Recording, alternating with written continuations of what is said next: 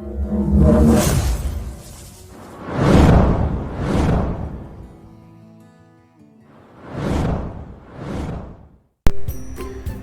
everyone, welcome to my YouTube channel BioCool.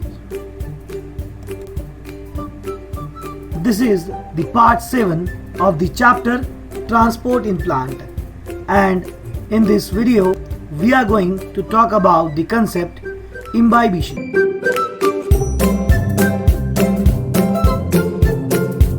Hello everyone, welcome back. In this video we are going to talk about the important concepts or important terminologies of the chapter Transport in Plant. आज हम कुछ important concept या important terms पढ़ेंगे of the chapter Transport in Plant. सबसे पहला जो concept हम पढ़ने जाएंगे, that is very important concept called as imbibition. आज हम पढ़ने जा रहे हैं imbibition. Now what is meant by imbibition? But imbibition पढ़ने के पहले हमें एक टर्म, एक कंसेप्ट समझना पड़ेगा, that is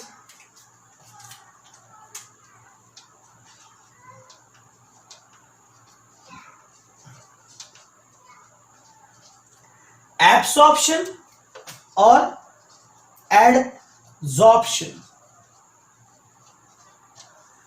इम्बाइबेशन समझने के पहले हमें ये दो वर्ड्स समझने चाहिए, what is absorption and what is adsorption. Absorption मतलब क्या होगा कि मान लीजिए कोई सब्सटेंस है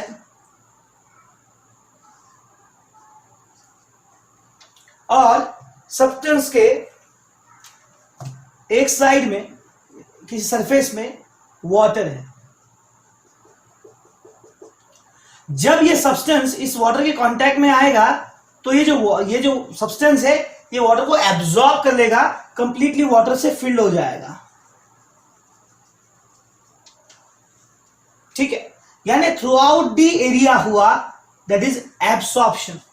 पर वही हम अगर एडसॉर्प्शन की बात करें तो ये सरफेस है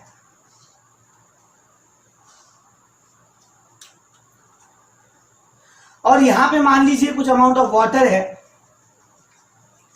जब ये सब्सटेंस इस वाटर के कांटेक्ट में आएगा तो वाटर सिर्फ इसके सरफेस पे रहेगा, वाटर एब्जॉर्ब होगा, वाटर इसके अंदर एंटर नहीं कर सकता, सिर्फ सरफेस पे रहेगा, दैट इज एडसॉर्प्शन. सो जो सरफेस पे रहेगा उसे हम कहेंगे एडसॉर्प्शन. और जब कंप्लीटली सोक कर ले, यहां पर क्या हो गया, सोकिंग हो गई, तो इसे हम क्या कहेंगे, इसे कहेंगे हम एब्सॉर्प्शन और इसे कहेंगे हम एडसॉर्प्शन. फॉर एग्जाम्पल मान लीजिए ये स्पंज है, इस स्पंज को अगर मैं वाटर में डीप करूं तो क्या होगा, एब्सॉर्प्शन होगा या एडसॉर्प्शन होगा. ये कंप्लीटली वाटर को क्या कर लेगा, सोक करेगा, क्या हो जाएगा, एब्सॉर्प्शन हो जाएगा. बट इमेजिन कीजिए ये मेरा हाथ है और अगर मैं इस हाथ को वाटर के अंदर इंसर्ट करूं तो क्या होगा, एब्सॉर्प्शन होगा या एडसॉर्प्शन होगा. पानी मेरे हाथ में चला जाएगा या सिर्फ सरफेस पे रहेगा, सिर्फ सरफेस पे रहेगा, तो उसे क्या कहेंगे हम, adsorption. So one is absorption, another is adsorption. This are the two very important terminology.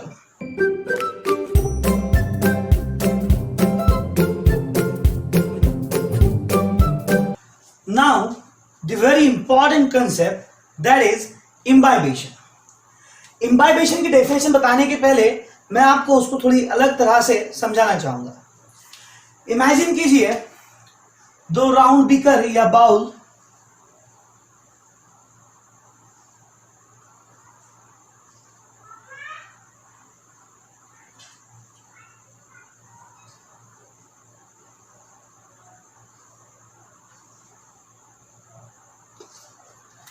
इसे मैं बाउल ए कहता हूं और इसे मैं बाउल बी कहता हूं. और इन दोनों बाउल में मान लीजिए कुछ अमाउंट ऑफ वाटर है, 100 ml वाटर है.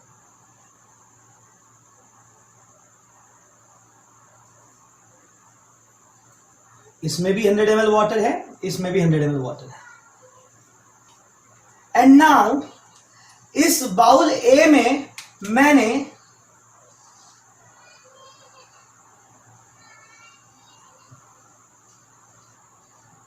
100 ग्राम क्या डाल दी, शुगर डाल दी, और इस बाउल में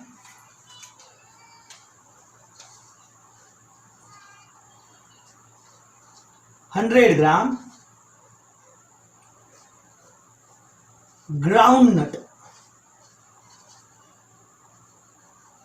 क्या डाल दिया, ग्राउंड नट डाल दिया। तो यहां डाल दी मैंने शुगर,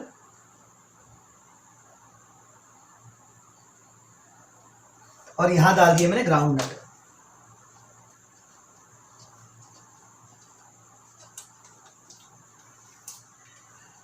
केस ए में क्या होगा, शुगर डिसॉल्व हो जाएगी, शुगर क्या हो जाएगी, यहां पर केस 1 में क्या होगा कि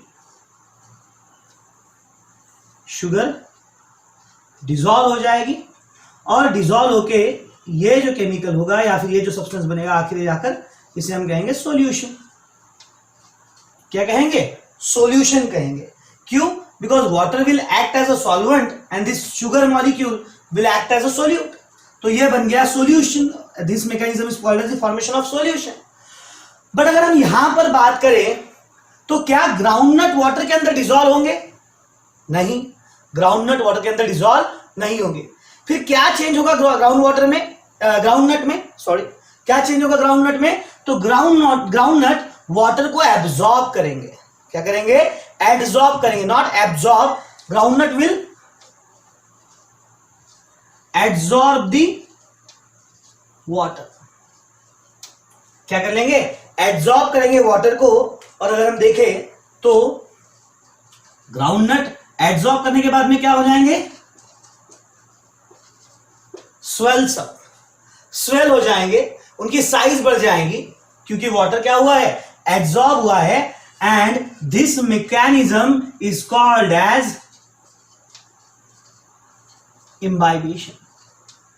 क्या कहते हैं इसे, इम्बाइबेशन कहते हैं। So simply what is imbibition, that is absorption of a water by the solid substance और solid material without forming a solution. क्या कहा मैंने, हम डेफिनेशन लिखते हैं इसकी। So what is imbibition, imbibition is a process in which adsorption of water or any liquid, adsorption of water or any liquid by a solid substance। तो जब absorption होगा सॉलिड सब्सटेंस का, क्या सॉल्यूशन बनेगा या सिर्फ वो मॉलिक्यूल की साइज बढ़ेगी, सॉल्यूशन बनेगा, नहीं बनेगा। सो एब्जॉर्प्शन ऑफ वाटर और liquid bye a solid substance without forming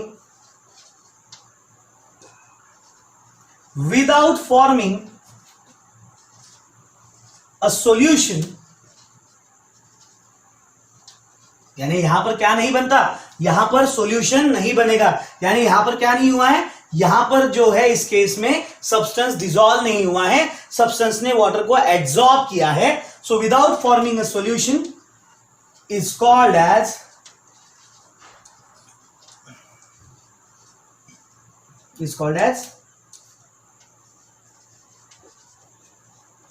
imbibition.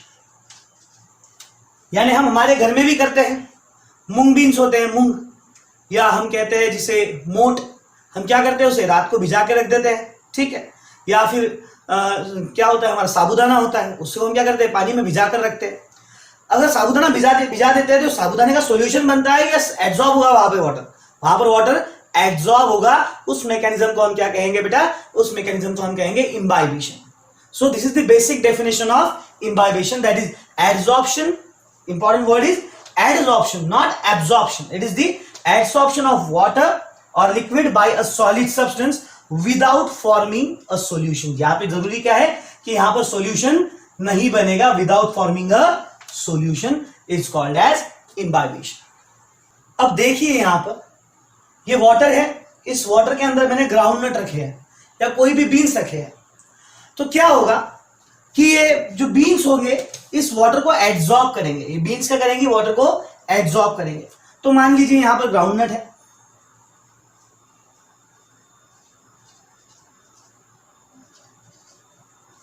और साथ ही में यहां पर क्या है? अमाउंट ऑफ वाटर है।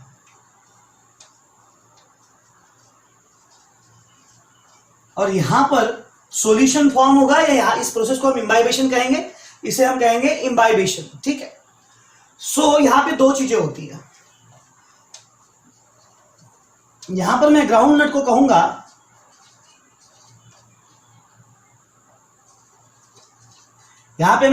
कहूंगा इम्बाइबेंट, वही वाटर को मैं कहूंगा इम्बाइबेट। इस इम्बाइबेशन के प्रोसेस में दो कंपोनेंट होते हैं, one is imbibant and another is imbibate. The molecule which absorb the water और the substance which absorb the water, ऐसी कोई चीज जो वाटर को एब्जॉर्ब करे उसे हम क्या कहेंगे? इम्बाइबेंट। तो यहां पे ग्राउंडनट क्या कर रहा है? ग्राउंडनट वाटर को एब्जॉर्ब कर रहा है, तो ग्राउंडनट को हम कहेंगे imbibant.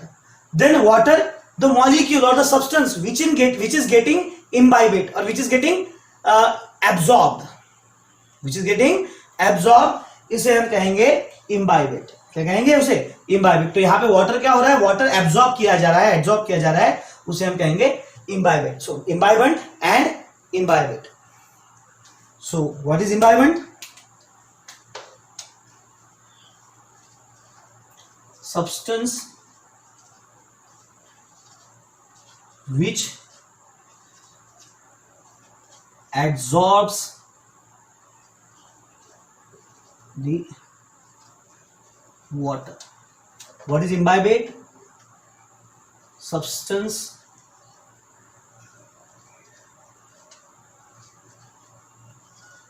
which is getting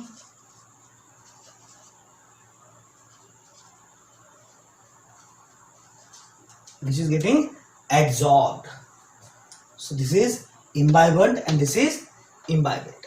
okay, तो हम बात कर रहे हैं इम्बाइबेशन की। तो हमने डेफिनेशन देख ली, हमने उसका एग्जांपल समझ लिया, हमने ये देख लिया कि इम्बाइबेंट क्या होता है और इम्बाइबेट क्या होता है। अब बात करते हैं इनके आगे के प्रॉपर्टीज की या इस प्रोसेस की। सो इम्बाइबेशन की अगर हम बात करें, सो ये हाइड्रोफोबिक मॉलिक्यूल्स दिखाएंगे या हाइड्रोफिलिक? पहली बात तो ये याद रखिए कि hydrophobic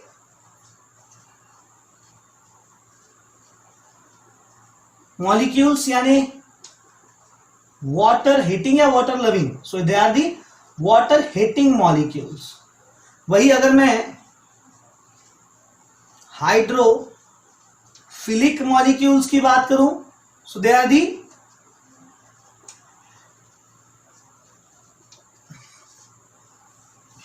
water loving molecules. So ये जो इम्बाइबेशन का फिनोमिनन होगा, ये हाइड्रोफोबिक मॉलिक्यूल्स के लिए होगा या हाइड्रोफिलिक? तो डेफिनेटली किसके लिए होगा? हाइड्रोफिलिक मॉलिक्यूल के लिए, बिकॉज जो मॉलिक्यूल्स वाटर लविंग होंगे वही तो वाटर को क्या करेंगे? एब्जॉर्ब करेंगे। पर जो मॉलिक्यूल्स वाटर हीटिंग होंगे वो क्या करेंगे? वाटर को रिपेल करने की कोशिश करेंगे। So it is the phenomenon only for the hydrophilic molecule. किसके लिए है ये? हाइड्रोफिलिक मॉलिक्यूल्स के लिए है। सो यहां पर हम और एक स्टेटमेंट लिख सकते हैं कि it is the adsorption of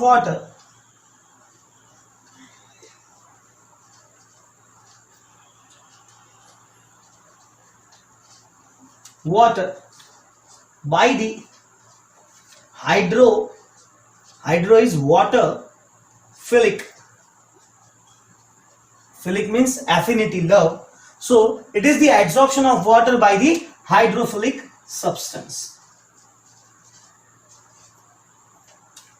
So हम ऐसा कह सकते हैं कि जितना ज्यादा हाइड्रोफिलिक होगा, मोर दी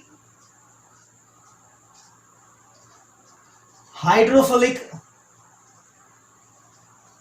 मॉलिक्यूल, जितना ज्यादा हाइड्रोफिलिक मॉलिक्यूल होगा, which is directly proportional to, that is more the imbibation. तो हमने कहा कि more the hydrophilic molecule more the imbibation। जितने मॉलिक्यूल हाइड्रोफिलिक होगा, जितना उसका वाटर के लिए अफेक्शन होगा, उतना ज्यादा क्या होगा, इम्बाइबेशन होगा। फॉर एग्जाम्पल अगर हम उसकी स्ट्रेंथ की देखें, हम अगर इम्बाइबेशन पावर की बात करें,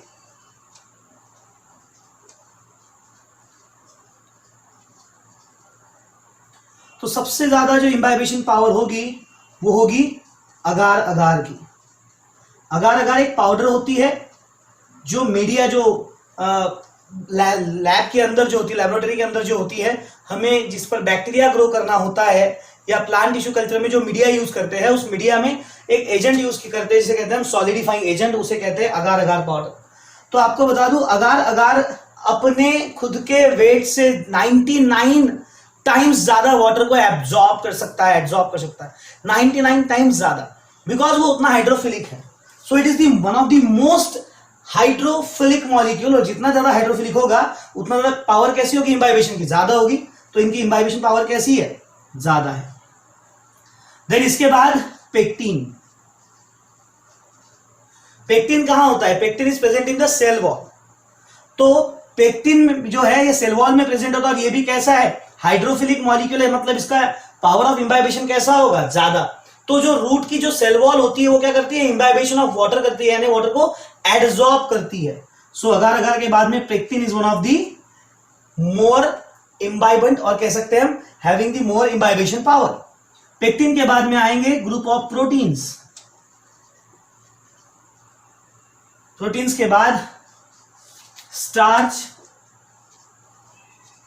और स्टार्च के बाद में सेल्यूलोज। तो इन सब में अगर हम देखें तो अगार अगार की सबसे ज्यादा क्या होती है, इम्बाइबेशन पावर है, तो वही हम देखें तो सेल्यूलोज की थोड़ी कम है। तो आपको बता दूं, इसमें से पेक्टिन और सेल्यूलोज ये दोनों भी सेल वॉल में होते हैं, प्लांट की सेल वॉल में होते हैं।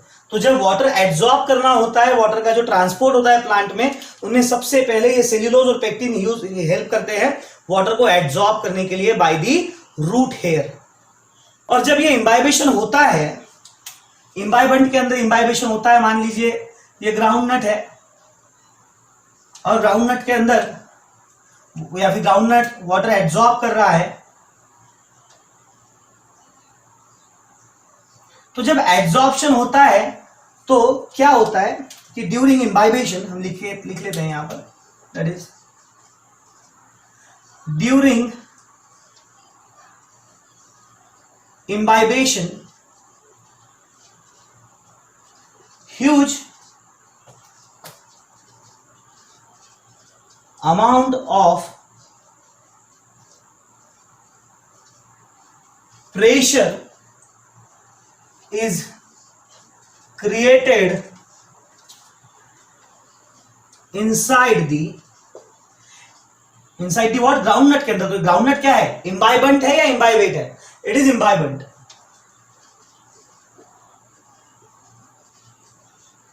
तो क्या होता है कि during imbibition huge amount of pressure is created inside the imbibant. इस इम्बाइबेंट के अंदर क्या होगा, वाटर के एब्जॉर्प्शन के जैसे एक प्रेशर क्रिएट होगा, उस वैसी प्रेशर से बाद में क्या होता है, स्वेल अप होता है। So the pressure is created and this pressure is called as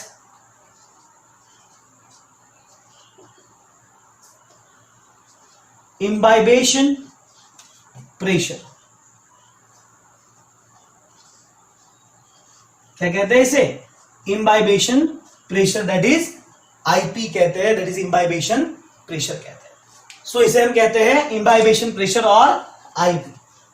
और देखिए जब इम्बाइबेशन होता है, ड्यूरिंग इम्बाइबेशन कुछ अमाउंट ऑफ हीट रिलीज होती है इनसाइड दी इम्बाइबेंट। इम्बाइबेंट के अंदर कुछ अमाउंट ऑफ हीट रिलीज होती है और हीट प्रोड्यूस होती है, ऐसा हम कह सकते हैं, हीट इज प्रोड्यूस्ड। यह हीट बहुत माइन्यूट होती है, बहुत कम मात्रा में होती है, बहुत ज्यादा नहीं होती, बट होती है, थोड़ी सी होती है। That is during the imbibition heat is produced inside the imbibant and this heat is called as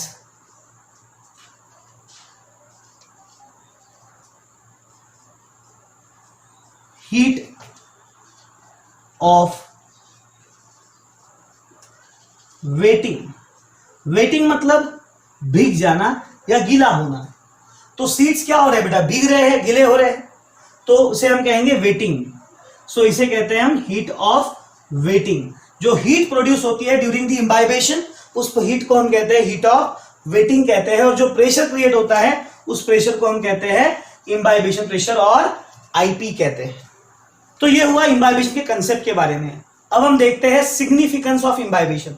significance का मतलब होता है इंपॉर्टेंस, या हम कह सकते हैं दूसरी भाषा में इंपॉर्टेंस ऑफ इम्बाइबेशन। तो हम बात करेंगे सिग्निफिकेंस ऑफ इम्बाइबेशन की।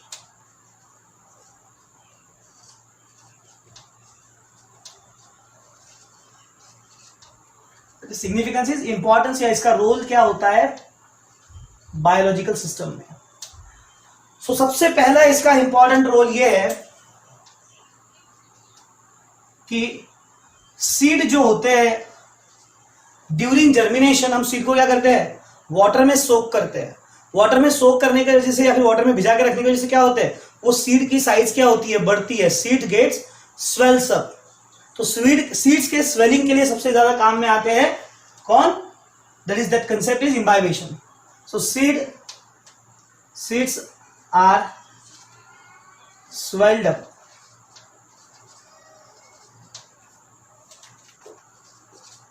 During seed germination. तो सीड को जब जर्मिनेट करना होता है, हमने देखा होता है हमारे घर में मोट जो होती है, उस मोट को रात भर भिजा के रखते हैं तो उसको क्या आता है, कोम आता है, ठीक है, स्प्राउट्स आता है। वो स्प्राउटिंग जो होती है वो कब आती है, after the seeds getting swelled up. It is because of the imbibition. So seeds are swelled up during the seeds germination. It is due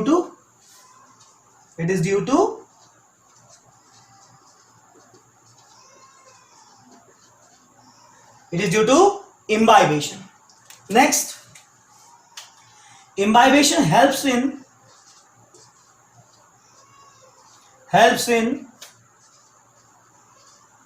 breaking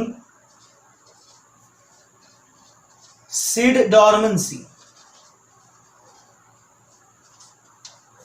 कई सारे सीड जो होते हैं वो डॉर्मेंट होते हैं, वो डायरेक्टली क्या नहीं कर पाते, वो जर्मिनेट नहीं कर पाते। ऐसे केस में हम सीड को भिगा के रखते हैं तो क्या होता है, वो सीड की डॉर्मेंसी ब्रेक करते हैं।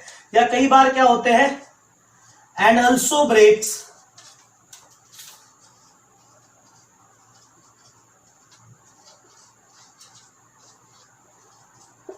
सीड के ऊपर जो कोट लगा हुआ आता है, जो लेयरिंग होती है, उस सीड कोट को भी ब्रेक करने में कौन हेल्प करता है, the process of imbibition.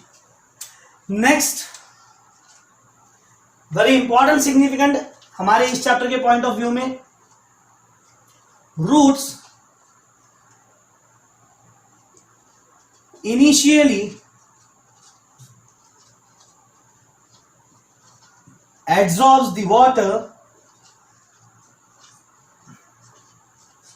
by the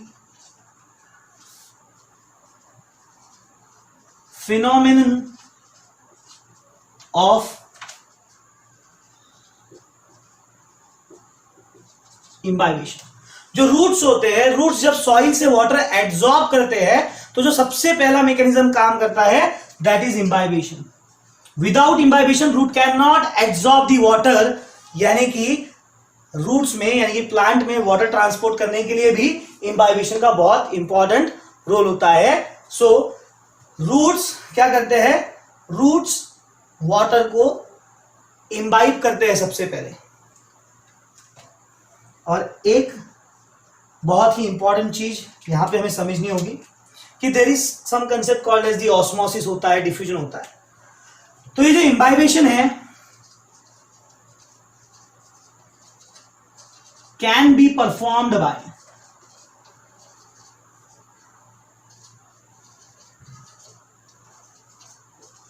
both living system, यानी लिविंग ऑर्गेनिज्म या लिविंग सिस्टम भी क्या कर सकती है, इम्बाइबेशन को परफॉर्म कर सकती है, या फिर नॉन लिविंग सिस्टम भी इम्बाइबेशन को परफॉर्म कर सकती है। So imbibition is perform by both living and non living system but जैसे कि हम बात करें द प्रोसेस ऑफ ऑस्मोसिस, क्या हम देखेंगे आगे क्या होता है ऑस्मोसिस, आगे के वीडियो में आपको मिल जाएगा। बट अगर हम ऑस्मोसिस की बात करें तो it can be perform only by the living system. So imbibition can be perform by both living system as well as the non living substance. For example आप सेल्यूलोज ले लीजिए या स्टार्च के पाउडर ले लीजिए, या हम कहते हैं ना कि जो साबूदाना होता है उसको रात भर आप भिजा के रख दीजिए, सवेरे क्या हो जाएगा, वो साबूदाना स्वेल्ड अप हो जाएगा। साबूदाना तो कोई लिविंग नहीं है, वो क्या है, नॉन लिविंग है, फिर भी उसने क्या है, कौन सा मैकेनिज्म दिखाया, इम्बाइबेशन का मैकेनिज्म दिखाया, ठीक है। वही अगर हम रूट्स की बात करें तो रूट्स तो लिविंग पार्ट है, वो भी क्या करते हैं, इम्बाइबेशन करते हैं। So imbibition can be perform by both living and non living system. वही अगर हम ऑस्मोसिस की बात करें तो osmosis can be perform by only living system. So this is it all about the imbibition.